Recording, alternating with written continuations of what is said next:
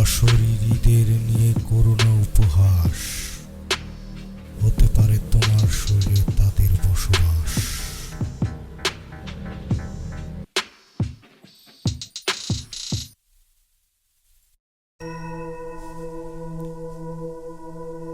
Welcome back to গোষ্ঠী call attraction.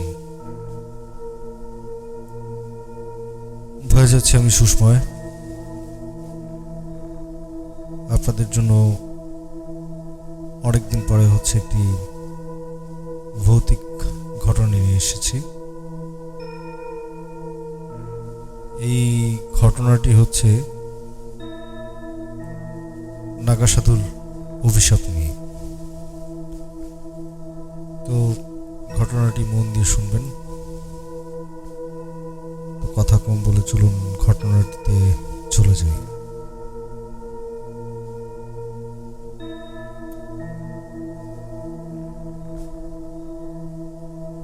অনেক বছর আগে হিমালয়ের পদদেশে একটি ছোট গ্রাম ছিল। নাম তার ধুমরিপুর। গ্রামের মানুষেরা ভীষণ ধার্মিক, কিন্তু ততটাই কুসংস্কারাচ্ছন্ন ছিল। প্রতি বছর মহাশিবরাত্রির সময় দূর দূরান্ত থেকে অনেক সাধু আসে ওই গ্রামের কাছে। গঙ্গার ঘাটে স্নান করতে, কিন্তু একবার এক অদ্ভুত ঘটনা ঘটে। সে বছর একদল নাগা সাধু আসে। তাদের সারা শরীরে ছাই মাখা।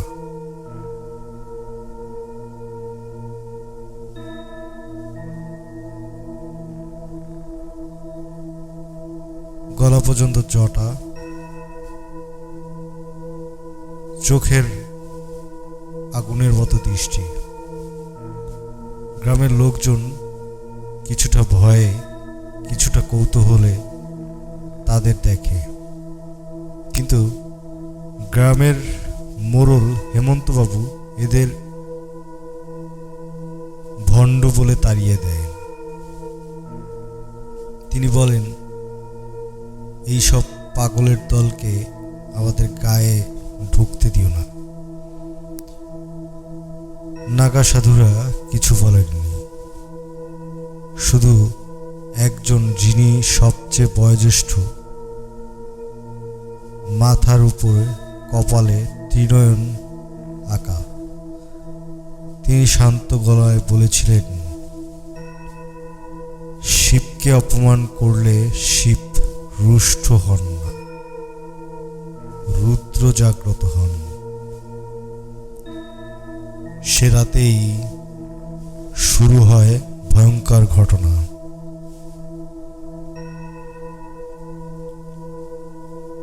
প্রথমে হেমন্তবাবুর বাড়ির গরুগুলো একে একে মৃত পাওয়া যায়। পরের দিন তার ছোট মেয়েটার রাতে হঠাৎ উন্মাদের মতো আচরণ করতে থাকে। সে বলে, আমার গায়ে ছাই মাখা লোকেরা ঘোরে, তারা আমার নাম ধরে ডাকে। দিনের পর দিন গ্রামে অশুভ ছায়া পড়ে। কারো ঘরের দরজা ভেতর থেকে বন্ধ, অথচ কেউ নেই।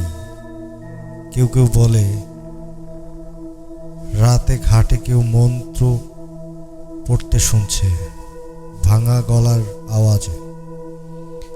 শেষ পর্যন্ত গ্রামের পুরোহিত বোঝেন এটি সাধারণ ঘটনা নয়। তিনি শিষ্যদের নিয়ে গঙ্গার ঘাটে যাত্রা করেন।